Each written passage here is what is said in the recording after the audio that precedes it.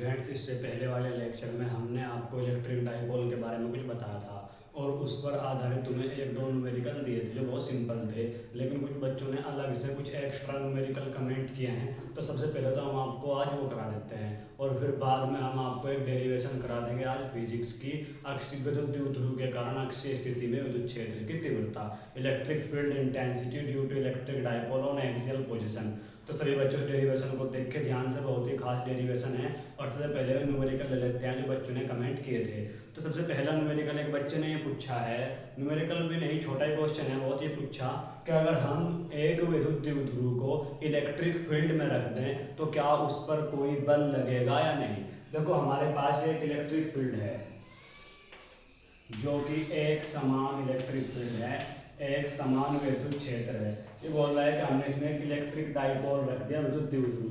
जो पता होना चाहिए विद्युत द्विध्रुव माइनस क्याऊ और प्लस क्याऊ से मिलकर बना होता है, और जितना माइनस क्याऊ होता है उतना ही प्लस क्याऊ होता है इसमें। मतलब दोनों के साइन तो एक दूसरे से विपरीत होते हैं, लेकिन दोनों का परिमाण बराबर होता है। तो देखो ध्यान दो, ये प्लस क्याऊ है, इस पर अगर तुम फोर्स देखो तो किधर लगेगा। तुम्हें पता होना चाहिए ये जो तुम्हारा प्लस क्याऊ है, तुम्हें ऐसे पहली बात तो इलेक्ट्रिक फील्ड के बारे में पता होना चाहिए। इलेक्ट्रिक फील्ड प्लस क्याऊ से आउटवर्ड होता है और माइनस क्याऊ से इनवर्ड होता है। हमने तो बता भी रखा है कि प्लस पर तो हमेशा आवेश विद्युत क्षेत्र की दिशा में लगता है और माइनस पर हमेशा आवेश विद्युत क्षेत्र की विपरीत दिशा में लगता है। ये पूरा तुम्हारा द्विध्रुव है इतना। अब इस पर एक बल तो इधर लग रहा है और एक बल इस पर इधर लग रहा है विद्युत द्विध्रुव पर। क्या ये दोनों बल जो लग रहे हैं क्या ये बराबर हैं? हम इलेक्ट्रिक फोर्स को देखते हैं, F बराबर क्याऊ ई से। क्या ई इस वाले आवेश पर भी इस वाले आवेश पर भी बराबर है? दोनों पर ई बराबर है। अब बात करते हैं क्याऊ की। क्या ये क्याऊ और ये क्याऊ दोनों सेम है? दोनों क्याऊ बिल्कुल बराबर है। तो यहाँ से जो बल इस प्लस क्याऊ पर आएगा क्या उतना ही बल माइनस क्याऊ पर आएगा, एग्जैक्टली बराबर बल आएगा प्लस क्याऊ पर भी और माइनस क्याऊ पर भी। जितना बल इस डायरेक्शन में लग रहा है उतना ही बल उस डायरेक्शन में लग रहा, तो विद्युत द्विध्रुव पर नेट बल शून्य है। मतलब तुम याद रखो, अगर विद्युत द्विध्रुव को तुम विद्युत क्षेत्र में रखोगे तो उस पर लगने वाला कुल बल हमेशा जीरो होता है, शून्य होता है। एक छोटा सा न्यूमेरिकल बोल लो तुम इसको, या बहुविकल्प कैसे भी बोल सकते हो। अब एक बच्चे ने दूसरा क्वेश्चन बताया था जो कि है एनसीईआरटी से। एनसीईआरटी में 9वां क्वेश्चन है तुम्हारे पहले ही पार्ट का। क्वेश्चन कुछ इस तरीके से है, पढ़ देते हैं हम और तुम्हें मोबाइल की डिस्प्ले पर नजर आ जाएगा। किसी निकाय में दो आवेश, कोई निकाय है उसमें दो आवेश है। क्या आवेश है? तो बोल रहा है क्याऊ ए है 2.5 × 10⁻⁷ कूलम।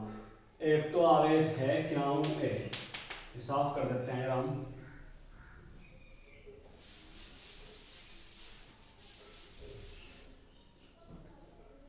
क्याऊ ए जो है वो है 2.5 × 10⁻⁷ कूलम। एक क्याऊ बी है जो कि है -2.5 × 10⁻⁷ कूलम। क्रम से दो बिंदुओं ए तथा बी पर अवस्थित है, मतलब ए और बी पर रखे हुए हैं। निकाय का कुल आवेश तथा विद्युत द्विध्रुव आघूर्ण क्या है? एक बिंदु दिया है ए जो कि है 0, 0 और -15 और बच्चों सेंटीमीटर में दे रखा है। एक बिंदु दिया है बी 0, 0 और 15।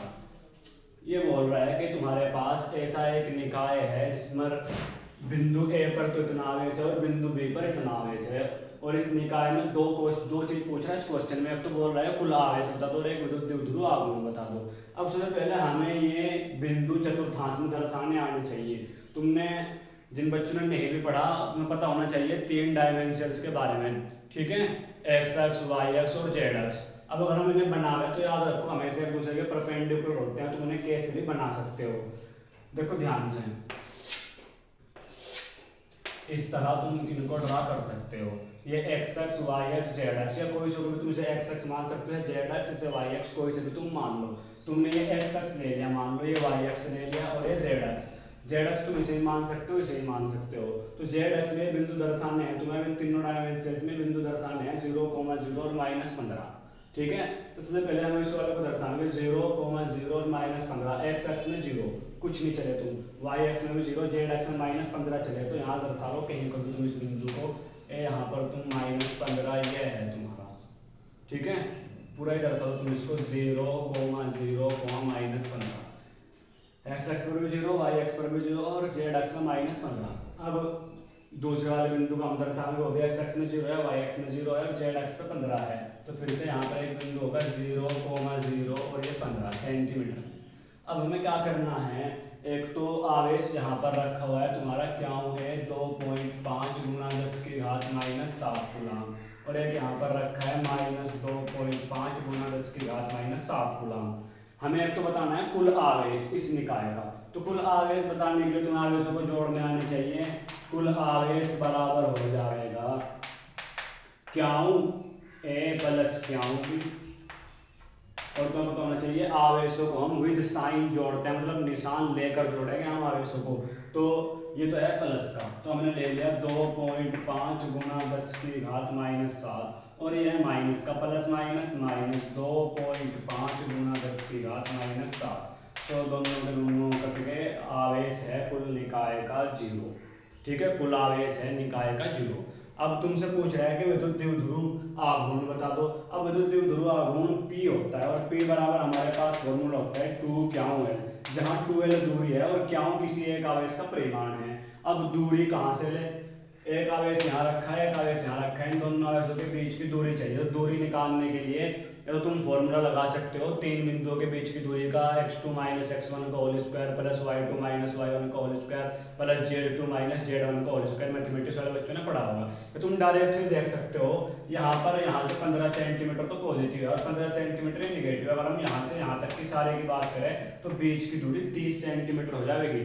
चाहे तुम फॉर्मूला लगा लो तब भी 30 सेंटीमीटर आ गया, डायरेक्टली देख लो 15 यहाँ से यहाँ तक, 15 ऊपर, यहाँ 0 होती है तो 15 है और 15 है, 15 और 15 तुम्हारी जुड़कर हो गई 30 सेंटीमीटर दूरी, ठीक है। दूरी में तुम्हें यहाँ देखो कि ऊपर +15 और नीचे -15 जीरो हो जाएगा दूरी, दूरी को तुम साइन के साथ नहीं जोड़ते, ठीक है। तो 15 और 15 30 सेंटीमीटर दूरी है बीच की, यानी कि इस क्वेश्चन में तुम्हें जो 2L का मान दिया है वो 30 सेंटीमीटर है। अब इसे कोई बच्चा कर सकता था, पहले सेंटीमीटर को मीटर में बदल लो, तो 30 × 10⁻⁻2 या 3 × 10⁻⁻1 मीटर, सेंटीमीटर को मीटर में बदल दिया। अब बस फॉर्मूले मान रख देते हैं, क्या का मान 2.5 × 10⁻⁻7, 2L का मान 3 × 10⁻⁻1, बस गुना कर देते हैं, 25 × 75 यानी 7.5 और घात हो गई -8। और तुम्हें मात्रक पता होना चाहिए, क्याओं का आवेश का मात्रक कुलाम और 2L दूरी है, दूरी नपेगी मीटर में, तो कुलाम मीटर। इस तरीके से क्वेश्चन बहुत ही सिंपल है, बस तुम्हें इसमें चतुर्थांश के बारे में पता होना चाहिए, इन कोऑर्डिनेट्स के बारे में पता होना चाहिए। ये तुम्हें अगर पता होगा तो तुम इस क्वेश्चन को कर जाओगे, काफ़ी अच्छा क्वेश्चन था। अब ये दो क्वेश्चन जो तुम्हें अभी कराए उनको तुम याद रखियो, काफ़ी अच्छे क्वेश्चन थे। अब तुम्हें करा देते हैं एक डेरिवेशन जो कि थी अक्षीय स्थिति में विद्युत क्षेत्र विद्युत द्विध्रुव के कारण, उसको अक्षीय स्थिति बोलते हैं, अनुदैर्घ्य स्थिति बोलते हैं। अनुदैर्घ्य और अक्षीय एक ही है, कभी तुम कंफ्यूज हो जाओगे अनुदैर्घ्य क्या होता है। अनुदैर्घ्य अक्षीय इंग्लिश में बोलते हैं एंड ऑन पोजिशन या एक्सियल पोजिशन। तो आज हम विद्युत द्विध्रुव के कारण अक्षीय स्थिति में विद्युत क्षेत्र की तीव्रता निकाल लेंगे। तो सबसे पहले तुम्हें विद्युत द्विध्रुव की सारी क्वालिटीज जो उसकी विशेषताएं पता होनी चाहिए। तुम्हें एक बार हल्का सा याद दुआ रखते हैं, विद्युत द्विध्रुव ऐसा निकाय है जिसमें दो बराबर और विपरीत प्रकृति के आवेश एक दूसरे से अल्प दूरी पर स्थित होते हैं, ठीक है। आवेश दोनों के परिमाण बराबर होंगे लेकिन साइन विपरीत होंगे, ठीक है। तो अभी करा देते हैं, डेरिवेशन को साफ कर देते हैं। डेरिवेशन है विद्युत द्विध्रुव के कारण अक्षीय स्थिति में विद्युत क्षेत्र की तीव्रता। विद्युत द्विध्रुव के कारण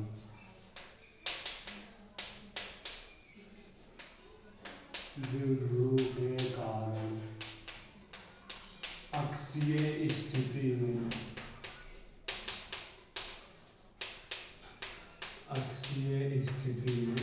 विद्युत क्षेत्र की तीव्रता, बस विद्युत क्षेत्र तक लिखते हैं, तीव्रता विद्युत क्षेत्र एक लिखता है। तो देखो ध्यान दो, सबसे पहली बात तो विद्युत द्विध्रुव ये होता है माइनस क्याऊ और प्लस क्याऊ से मिलकर बना हुआ, जिसके बीच की दूरी 12 होती है। तो हम अगर इसको ऐसे संधि भाजित करते हैं बीच में, तो L दूरी इधर बची, L दूरी इधर बची, और ये मध्य बिंदु है विद्युत द्विध्रुव का O। अब सबसे पहली बात तो हमें बताना चाहिए अक्षीय स्थिति बोलते किसको हैं। देखो ये विद्युत द्विध्रुव की अक्ष है ये, तो अक्षीय स्थिति, इस अक्ष में तुम बिंदु यहाँ मान सकते हो, या इस अक्ष में तुम बिंदु यहाँ मान सकते हो, जिस पर तुम्हें विद्युत क्षेत्र निकालना है, इसको बोलते हैं अक्षीय स्थिति। बिंदु तुम यहाँ यहाँ यहाँ नहीं ले सकते, अक्ष में ही लोगे। मान लो हमने विद्युत द्विध्रुव की अक्ष में ये बिंदु यहाँ पर ले लिया है P, और विद्युत द्विध्रुव को हमने नाम दे दिया है AB। ठीक है, हमें अक्षीय स्थिति में तीव्रता निकालनी है, तो हमें अक्षीय स्थिति में ये एक बिंदु मानना पड़ेगा जहाँ पर हमें विद्युत क्षेत्र निकालना है। अब इस बिंदु पर विद्युत क्षेत्र निकालने के लिए सबसे पहले हमें बात करनी होगी विद्युत क्षेत्र की दिशा की, क्योंकि विद्युत क्षेत्र सदिश राशि है, और सदिश राशि को हम बिना दिशाओं के जोड़ या घटा नहीं सकते। तो यहाँ पर प्लस क्यों है, प्लस क्यों के कारण तुम्हें पता होना चाहिए विद्युत क्षेत्र आउटवर्ड होता है, बाहर की तरफ, मतलब ए से होगा बाहर की तरफ ए से। ठीक है, और माइनस क्यों के कारण जो विद्युत क्षेत्र होगा वो इनवर्ड होता है, यानी ए से। माइनस क्यों के कारण हमने मान लो विद्युत क्षेत्र को E1 मानना, और प्लस क्यों के कारण हमने ये E2 मानना। तो प्लस क्यों के कारण जो विद्युत क्षेत्र की दिशा है वो है B से P की ओर, B P की ओर। ध्यान तो है या नहीं, B P की ओर, B से P की तरफ को दिशा है, और माइनस क्यों के कारण जो दिशा है वो है P से A की ओर। तो माइनस क्यों के कारण है P A की ओर। ये विद्युत क्षेत्र की दिशाएं हैं। अब हमने देख लिया विद्युत क्षेत्र की दिशाओं को कि दोनों दिशाएं विपरीत हैं, और तुम्हें पता होना चाहिए जब किन्हीं भी दो सदिशों की दिशाएं विपरीत होती हैं तो हम उनको घटाते हैं, और अगर दिशाएं एक होती हैं तो हम उनको जोड़ते हैं। तो सबसे पहले हम देखते हैं E1 और E2 की वैल्यू क्या है। तो वैल्यू निकालने के लिए हमें पता होना चाहिए बिंदु P की दूरी। तो हमने मान लिया कि O से जो P की दूरी है वो R है, यहाँ से और वहाँ तक की जो दूरी है वो R है। अब अगर हम प्लस क्यों से और यहाँ तक की दूरी की बात करें तो हमें पता होना चाहिए यहाँ से और वहाँ तक की तो R थी, अब हम यहाँ से और यहाँ तक की बात कर रहे हैं, मतलब उसमें से L कम कर रहे हैं, तो प्लस क्यों से जो दूरी है वो हो जाएगी R माइनस L, P तक की दूरी। अब अगर हम बात करें माइनस क्यों से, तो हमने यहाँ से और वहाँ तक तो R ले रखे हैं, हम इसमें इतनी और बढ़ा रहे हैं L, दूरी हो जाएगी R प्लस L यहाँ तक P की। अब दूरियां पता लगने के बाद तुम आराम से विद्युत क्षेत्र की तीव्रता को निकाल सकते हो। देखो माइनस क्यों के कारण विद्युत क्षेत्र, विद्युत क्षेत्र जो कि हमने माना है E1, तो E1 बराबर 1/4 पाई एप्सिलॉन नॉट क्यों अपॉन R स्क्वायर विद्युत क्षेत्र की तीव्रता का फॉर्मूला होता है किसी भी बिंदु पर। तो यहाँ पर जो R है वो है दूरी जो है वो R प्लस L है, तो हम यहाँ अपॉन में रख देंगे R प्लस L, और स्क्वायर होता है, स्क्वायर हमने कर दिया। यह है माइनस क्यों के कारण विद्युत क्षेत्र, और प्लस क्यों के कारण विद्युत क्षेत्र, विद्युत क्षेत्र होता है जो कि हमने मान रखा है E2 1/4 पाई एप्सिलॉन नॉट क्यों अपॉन R स्क्वायर। अब यहाँ पर R यानी दूरी जो है वो R माइनस L है, तो R माइनस L का होल स्क्वायर। अब हमें इन दोनों का परिणामी तीव्रता देखनी है, यहाँ पर कितनी है, मतलब कुछ तीव्रता इधर है कुछ तीव्रता इधर है, इस बिंदु पर कुल तीव्रता कितनी है। तो परिणामी तीव्रता निकालने के लिए तो बिंदु P पर परिणामी तीव्रता, बिंदु P पर परिणामी तीव्रता निकालने के लिए इनकी दिशाएं विपरीत है, तो हम इनको घटा देंगे। परिणामी तीव्रता E बराबर, E हमें घटाना है, लेकिन घटाने से पहले एक बात और सुन लो, हम अगर किसी छोटी राशि में से बड़ी राशि को घटा देंगे तो तुम्हारी जो डेरिवेशन है, तुम्हारी जो संख्या है वो माइनस की प्राप्त होगी, लेकिन हमें डेरिवेशन में माइनस को नहीं आने देना, पॉजिटिव रखनी है, अपने फॉर्मूला पॉजिटिव बनाना है। तो पॉजिटिव बनाने के लिए हमें बड़ी राशि में छोटी राशि घटानी होगी।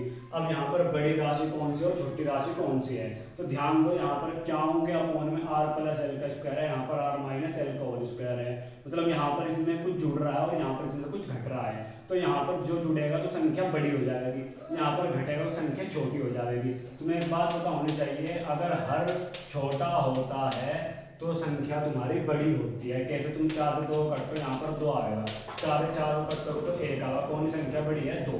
क्यों बड़ी है? क्योंकि इसका हर छोटा है। अब यहाँ पर हर कौन से छोटा है? ये तो जुड़ के बड़ा हो जाएगा, ये घट के छोटा हो जाएगा। तो E1 और E2 में कौन बड़ा है? E2 बड़ा है, क्योंकि उसका हर छोटा है। तो हम घटाने के लिए E2 में से E1 को घटा देंगे। अब घटाने के लिए बस यहाँ पर इन दोनों की वैल्यू रख देते हैं और वैल्यू रखकर घटा देते हैं।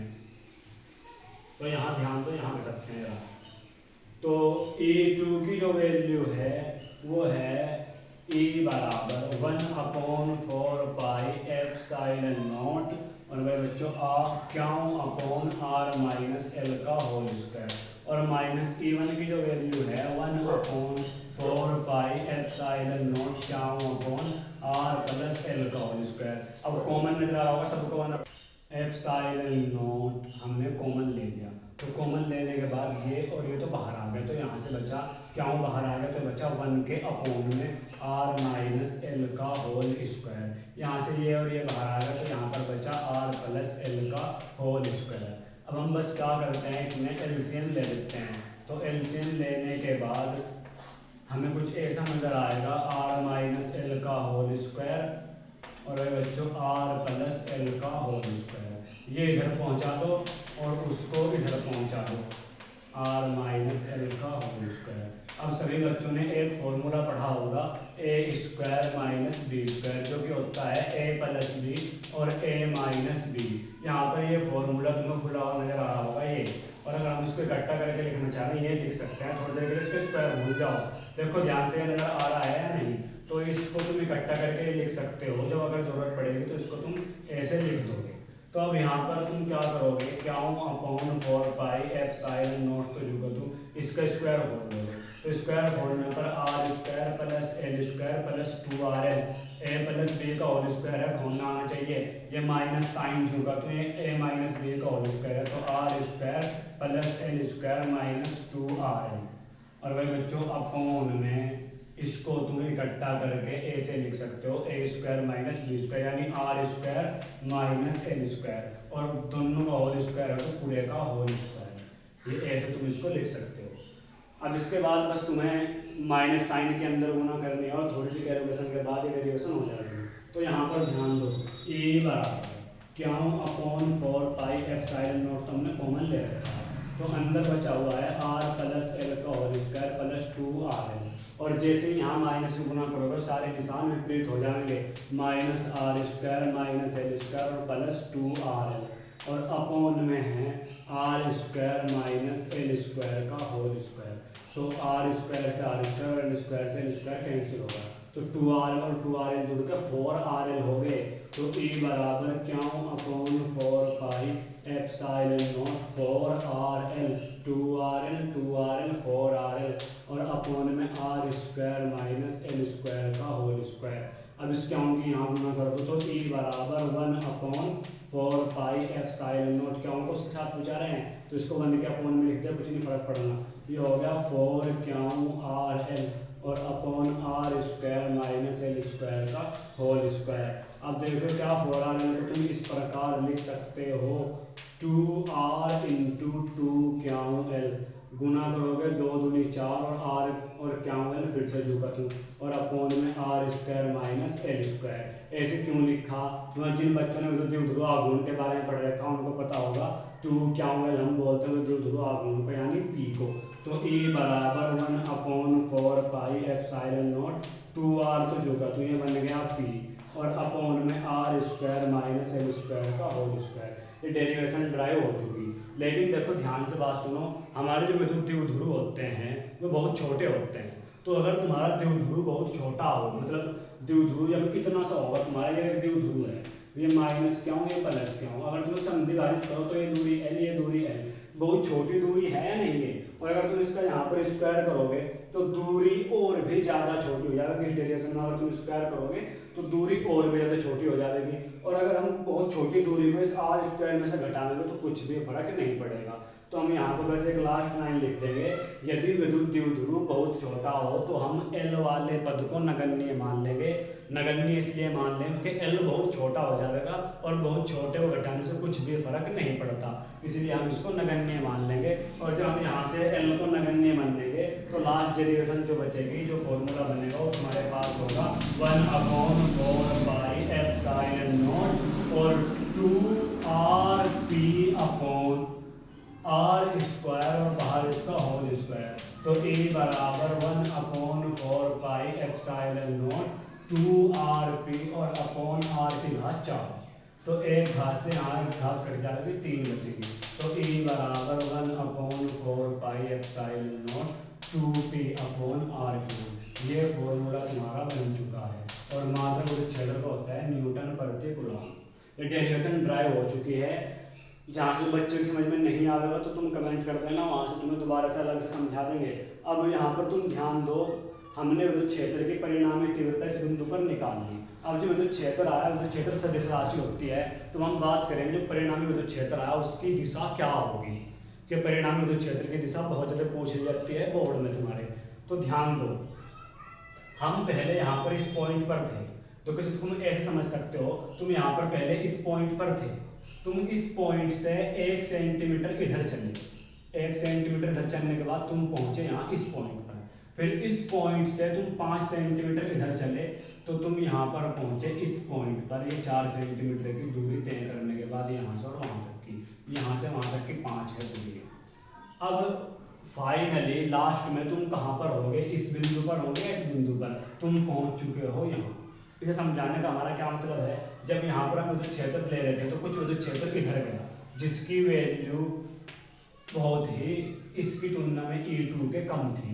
क्यों कम थी? क्योंकि उसका हर बड़ा था, यह हर छोटा था, इसीलिए हमने E2 में से E1 घटाया था। तो हम बहुत ही कम इधर चले, फिर हम यहाँ से बहुत ज़्यादा इधर पहुँचे, तो अब हम फाइनली इस पॉइंट पर आए इधर इस तरफ। तो हमारे जो परिणामी तीव्रता है उसकी दिशा वो होगी जो हमने ज़्यादा दूरी, जैसे हमने यहाँ पर तुम बता, जो हमने ज़्यादा दूरी तय करी या जो ज़्यादा विद्युत क्षेत्र था, तो परिणामी जो विद्युत क्षेत्र है उसकी दिशा भी ये होगी। ये तुम्हें पता होना चाहिए। इसको हम बोलते कैसे, इस पर सवाल कैसे आता है, इसको देखो ऐसे बोलते हैं, तुम्हें पता होना चाहिए विद्युत द्विध्रुव आघूर्ण की दिशा जो कि होती है माइनस के अंश से प्लस के अंश की तरफ, ये पी की दिशा विद्युत द्विध्रुव आघूर्ण की।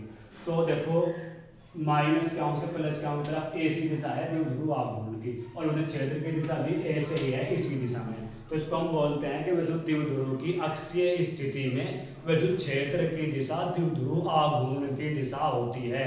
मतलब जिधर विद्युत द्विध्रुव आघूर्ण की दिशा है उधर ही परिणामी विद्युत क्षेत्र की दिशा है द्विध्रुव के कारण अक्षीय स्थिति में।